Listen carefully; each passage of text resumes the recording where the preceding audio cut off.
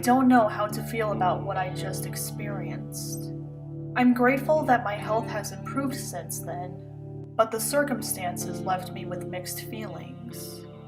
I was diagnosed with a blood disorder when I was 10. I never learned how to pronounce its name. What I can tell you is that there was no cure for it.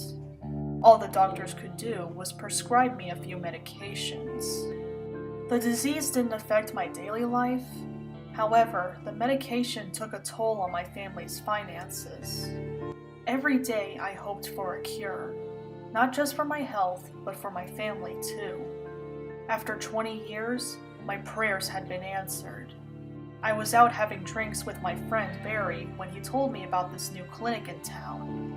It was founded by someone named Dr. Cornelius Ravenmoon. He's a hematologist who treats people with blood disorders like mine. Dr. Ravenmoon had a unique method he and his staff used to cure any blood disorder.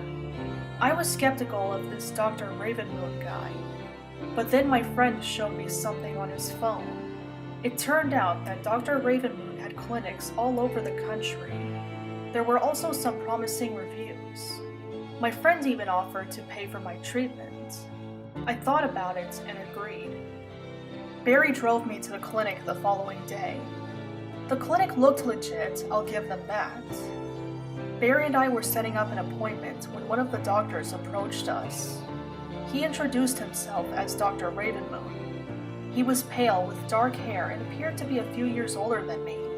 Barry introduced me and explained my disorder to him. Dr. Ravenmoon claimed that he dealt with my condition before and offered to cure me. I asked the doctor what his credentials were. Keep in mind that I had a blood disorder that had no cure for 2 decades. Then this hematologist I've never heard of claims he can cure my illness. Dr. Ravenmoon understood my suspicion and took me to his office. I've been in a doctor's office enough times to know what an official diploma looks like. When I saw Dr. Ravenmoon's certificates, I felt a little more confident in him. I asked Dr. Ravenmoon when my appointment was going to be. Dr. Ravenmoon told me to come back tomorrow morning in a short-sleeved shirt. I followed his orders and showed up the following day. Dr. Ravenmoon took me to a room and explained the process to me. The first step was to put me under. Dr. Ravenmoon would then insert 2 IVs into one of my arms. One of the IVs would kill the harmful bacteria in my bloodstream.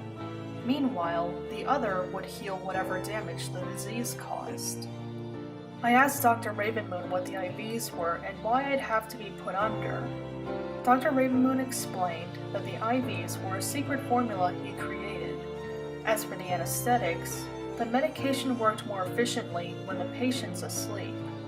I know nothing about medicine, let alone IVs. So, at the time, I accepted his answers. I gave Dr. Ravenmoon my emergency contact and we proceeded with the treatment. When I woke up later, I felt a little drained. It took me a moment to realize that the treatment worked. You see, my disorder made my body's temperature 110 degrees 24/7. The only way I could determine if I had a fever was if I had the other symptoms. But when I checked my forehead, my temperature felt normal. I'm not ashamed to admit that I cried with happiness. I was smiling as Barry drove me home. I told my parents the good news as soon as I got home. As I got ready for bed that night, I realized that I never thanked Dr. Ravenmoon. Since I had work the next day, I decided to visit his office afterward. That afternoon, I drove to the clinic and asked for Dr. Ravenmoon. The receptionist told me that he was in the middle of a procedure. But since the procedure was almost over, he suggested I wait outside the doctor's office. I thanked the receptionist and made my way to Dr. Ravenmoon's office. I was going down the hall when I noticed something in one of the rooms. There was a doctor with a patient. The patient seemed unconscious and the doctor held his wrist up to her face. I froze when I realized that this doctor was biting into the man's wrist. She then released the patient's arm and I saw the blood covering her teeth.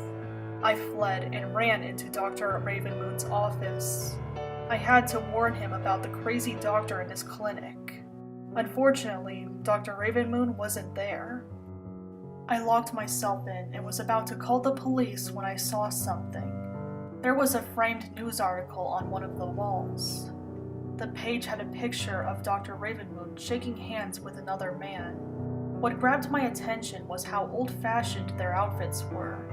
The article was about the first man Dr. Ravenmoon cured. I was examining the newspaper when I saw the date.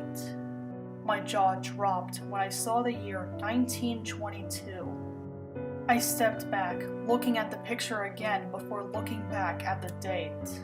There was no way that the Dr. Ravenmoon in this newspaper was the same one who cured me. I kept backing away until I felt the door behind me. The feeling of its metal handle snapped me out of it, and I exited the office. I then turned to leave when I bumped into Dr. Ravenmoon. As I apologized, I saw a tiny red splotch on his lower lip. I must have looked as if I'd seen a ghost because Dr. Ravenmoon asked me if I was okay. I pointed at the splotch on Dr. Ravenmoon's lip. He wiped it off with his finger and looked at the red substance.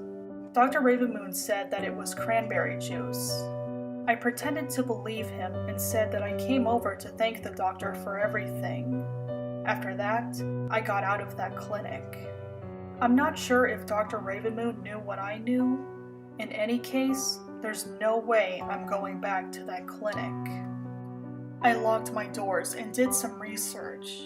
The internet claimed that the guy I saw in the newspaper was Dr. Ravenmoon's great-grandpa, but some websites tell a different story. Apparently, there's a species of vampire that can suck diseases out of the bloodstream.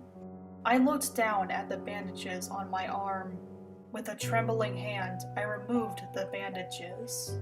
I felt my heart sink as I saw the tiny puncture wounds on my wrist. As I mentioned earlier, I felt a little drained after the procedure. At the time, I blamed it on the anesthetics. But after everything I had uncovered, I don't think Dr. Ravenmoon was human. In fact, I don't think any of the doctors in his clinics were human. Like I said, I'm grateful to be rid of my disorder, but it won't make the thought of being a monster's food source any less terrifying. Please be careful if you're in one of Dr. Ravenmoon's clinics. Some things are not as they seem.